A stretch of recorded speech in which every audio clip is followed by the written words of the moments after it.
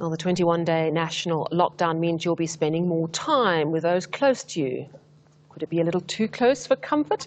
Well, there's been a spike in divorces, apparently, in one Chinese city that's had a partial lockdown.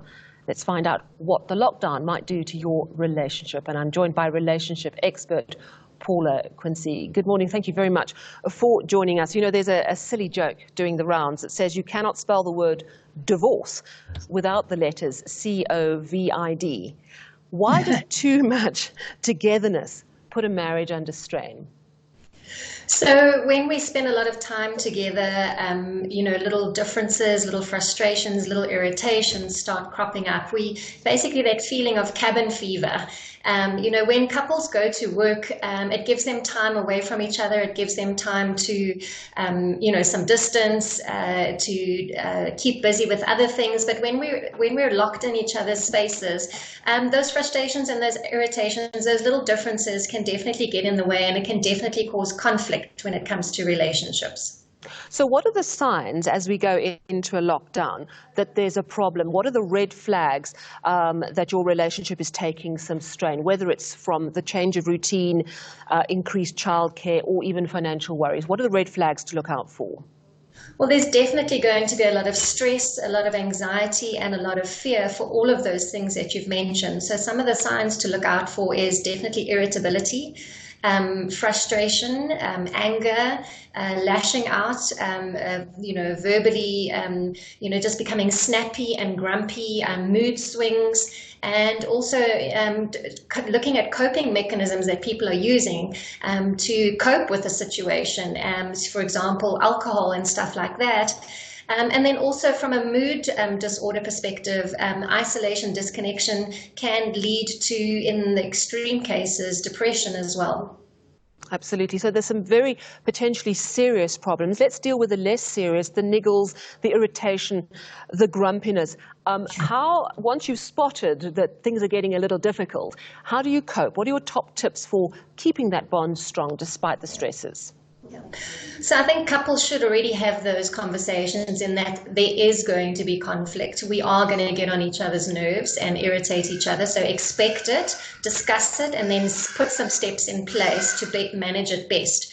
So routine is very important. If we try and stick to our same routine every day, it gives us a sense of, normality, and that we've got control over our lives.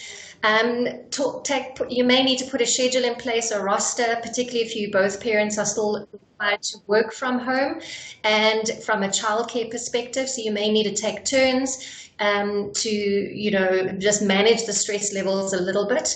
Talk about what your work deliverables are so that you can support each other during this process. And talk about, how are we going to deal with conflict? Do we need to just give each other some time out from each other and from the kids, whether it's going and taking a walk in the garden, sitting outside, just some time out. And then also trying to practice some kind of self-care and self-nurturing during this process, whether it's listening to music, whether it's meditation, whether it's gardening, any sort of form of outlet to manage that stress. So those sound like great tips.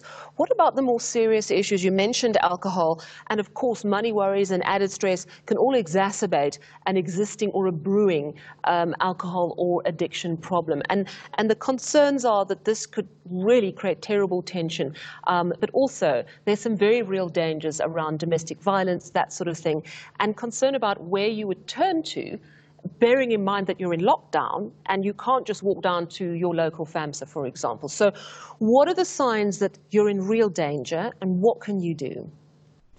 I think definitely if you're starting to feel that closed-in feeling, if you're starting to notice that your moods are changing, where you're feeling very down, very sad, maybe even depressed, take note of the coping mechanisms that you are using, put support structures in place, so reach out to friends and family through online channels. If you are employed by a company that has employee wellness support structures in place, reach out and make use of those support structures, or other service providers that are able to offer support through online mechanisms. And if need, also reach out to our national support systems like Lifeline and SADC. Well, thank you very much for those tips, how to keep our relationships strong as we go into lockdown. That was relationship expert Paula Quinsee chatting to us. Let's get all your sports news now.